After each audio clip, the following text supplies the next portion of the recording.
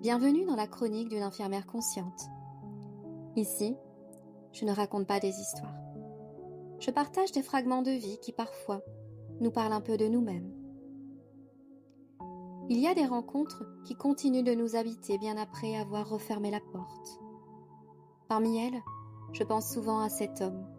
Il avait une 50aine d'années.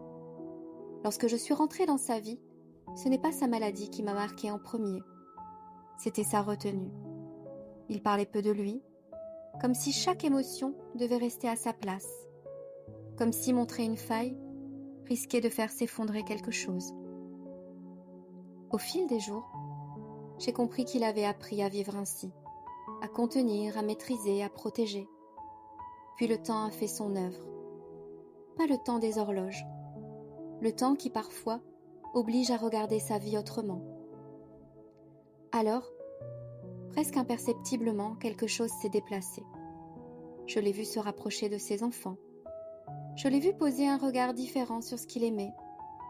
Je l'ai vu laisser entrer une tendresse qui semblait avoir attendu son heure. Et je me suis surprise à penser que ce n'était pas lui qui changeait. C'était peut-être simplement la première fois que je rencontrais vraiment l'homme qu'il était. Cette rencontre m'a laissé une question qui ne me quitte plus. Pourquoi avons-nous tant besoin de construire un personnage avant d'oser être une personne ? Nous passons parfois une vie entière à protéger un personnage, sans réaliser que cette protection peut aussi devenir une prison.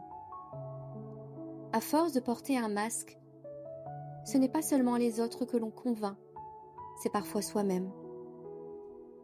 Le plus troublant avec les masques, c'est qu'au début, on les porte pour se protéger. Puis un jour, on ne sait plus très bien si l'on joue encore un rôle, ou si le rôle est devenu notre identité. Dans mon métier, j'accompagne des personnes dont le temps se rétrécit. Et il se passe souvent quelque chose de bouleversant. Les titres n'ont plus beaucoup d'importance, les réussites non plus. Les apparences commencent à tomber une à une, comme les feuilles d'un arbre à la fin de l'automne. Ce qui reste, ce n'est pas ce que l'on a montré au monde. C'est ce qu'on n'a jamais osé dire, osé offrir. Un pardon, une émotion, une fragilité, un je t'aime longtemps retenu. Alors je me demande souvent, est-ce que la vie nous demande vraiment d'être forts ? Ou est-ce que nous avons simplement appris à croire que nous serions davantage aimés derrière un masque que dans notre vérité ? Peut-être que le plus grand paradoxe est là. Nous passons des années à construire une image pour être acceptés.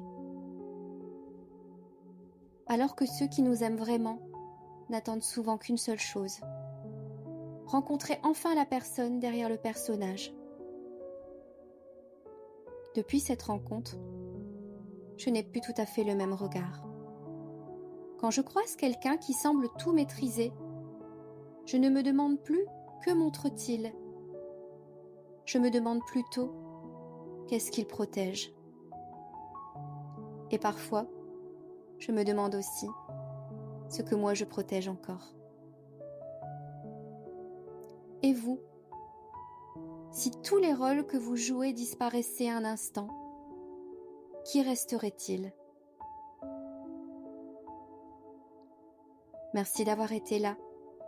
Prenez soin de votre corps, prenez soin de votre cœur, et n'oubliez jamais que les plus grandes leçons se cachent souvent dans les instants les plus ordinaires. À bientôt.